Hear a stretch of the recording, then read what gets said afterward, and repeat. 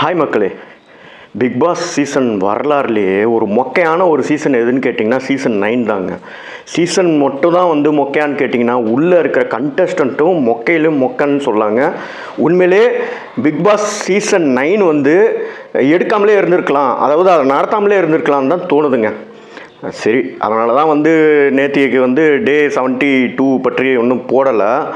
சரி வாங்க, நம்ம இன்றைக்கி கம்பைண்டாக 72 73 என்ன நடந்துச்சுன்றதை வந்து பார்ப்போம். அதுக்கு முன்னாடி ஒன்று சொல்கிறேங்க. அதாவது என் கனவுல கூட நான் வந்து நினச்சி பார்க்கல, இந்த பிக் பாஸ் சீசன் 9 வர விஜய் பார்வதியை வந்து எவ்வளோ பேர் வந்து திட்டிருக்காங்கன்றது உங்களுக்கே தெரியும் சோஷியல் மீடியாவில்.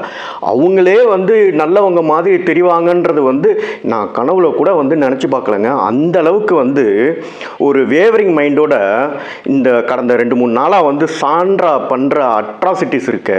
உண்மையிலே பிரஜினுக்கு வந்து கோவில் கட்டி அவரெல்லாம் கொண்டாடணுங்க. ஏன்னா இந்த மாதிரி ஒரு பர்சனோட வந்து இவ்வளோ நாள் 19 வருஷம் வாழ்ந்துருக்காருன்னா பெரிய விஷயம். அவர் வந்து ஜீனியஸ். அவர் வந்து காம்னஸோட மறு உருவம்னே சொல்லலாம். சரி, நம்ம வந்து பர்சனலாக வந்து பேச போகிறதில்ல. பட் நேற்று என்ன நடந்துச்சுன்னு பார்க்கலாம்.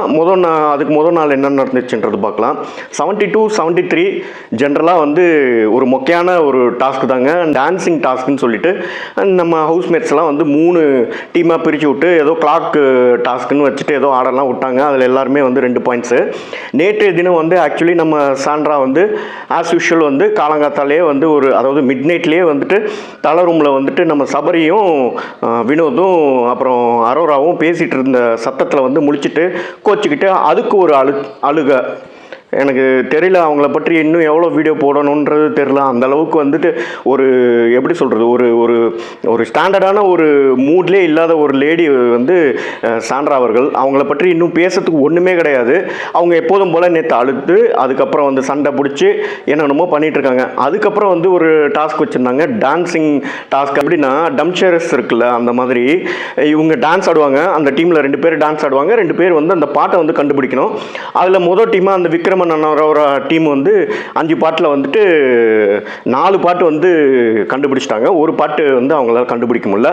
இன்றைக்கி தான் அது தெரியும் மற்ற 2 டீம் என்ன பண்ண போகிறாங்கன்றது. ஆனால் ஒன்றுங்க, இந்த பிக் பாஸ் சீசன் பார்த்தோன்னா டெஃபினட்டாக உங்கள் லைஃப்லேயும் வந்து நெகட்டிவிட்டி வரும். ஏன்னா அந்தளவுக்கு வந்து ஒரு நெகட்டிவ் சீசனாக போயிட்டுருக்கு. இந்த பதிவு உங்களுக்கு பிடிச்சிருந்துன்னா தயவு செஞ்சு எனக்கும் சப்போர்ட் பண்ணுங்கள். நம்ம சேனல் நேம்லேயே வந்து வாட்ஸ்அப் சேனலும் வச்சுருக்கோம், அதேமாதிரி வந்து டெலிகிராம் சேனலும் வச்சுருக்கோம்.